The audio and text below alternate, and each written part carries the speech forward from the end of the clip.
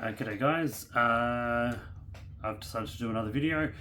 I'll be in this video just telling you a little bit about where I'll be walking for my next hike and showing you some of my gear. I'll be showing you my electronics kit that I'll be taking on the next trip, and it kind of changes depending on what I'm doing. But yeah, so for my next trip, I'll be doing a walk into the coast on the South Coast Track, camp there, and then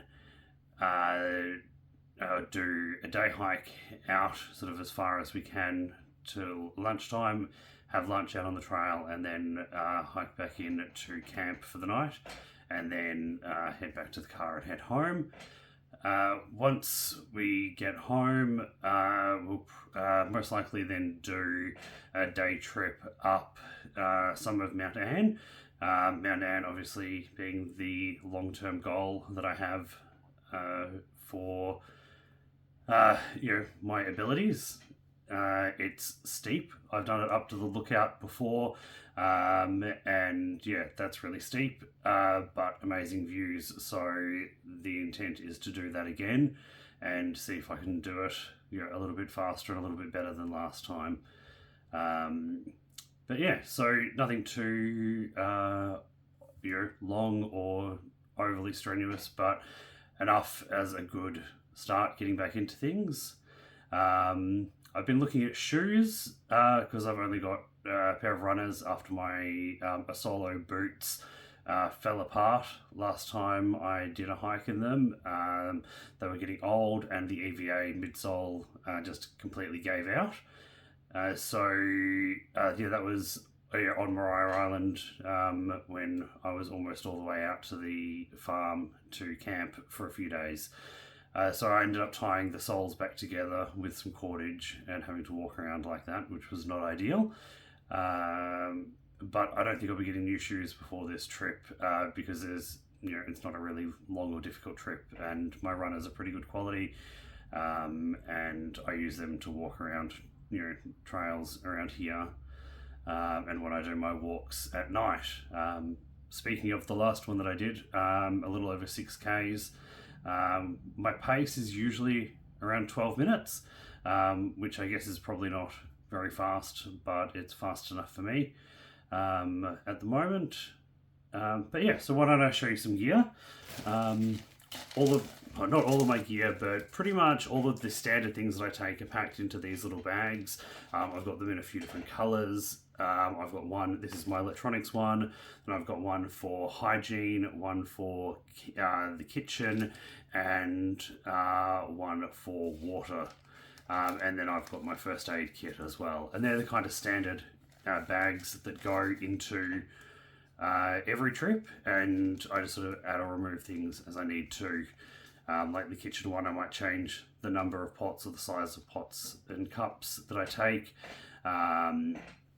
And the electronics one, I'm walking with somebody else, and we might decide to go and explore different things. So I've got my little UHF, it's a little Baofeng, it's a dual channel UHF and VHF, nice and light, definitely smaller and lighter than my ICOM, which I would use for four-wheel driving and that sort of thing, but this will do for the trip. USB-C chargeable, so that fits with everything else I have. I've got my headlamp, which is the Flextail 600Z. I really like it. The button controls are nice and easy, but the button menus are really terrible. I think the biggest problem with this is that if you are walking around with it on low, to turn it off, you've got to cycle past medium and high. But other than that, I think it's really good.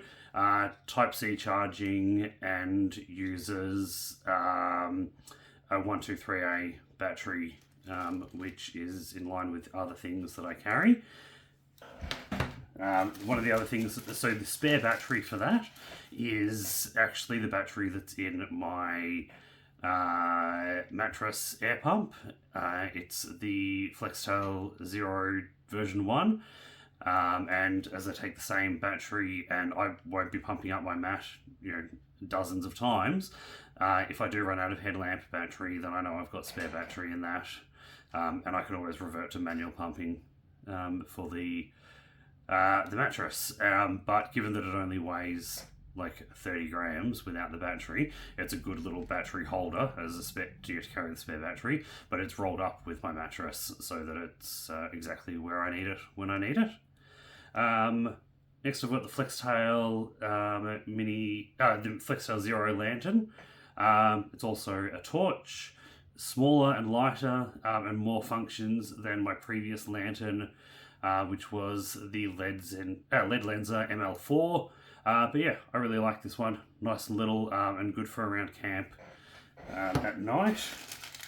I've got some adapters to be able to charge from USB-C to my watch, my Garmin watch, and for being able to charge the battery pack, which the battery pack I have is a Nitecore 5000.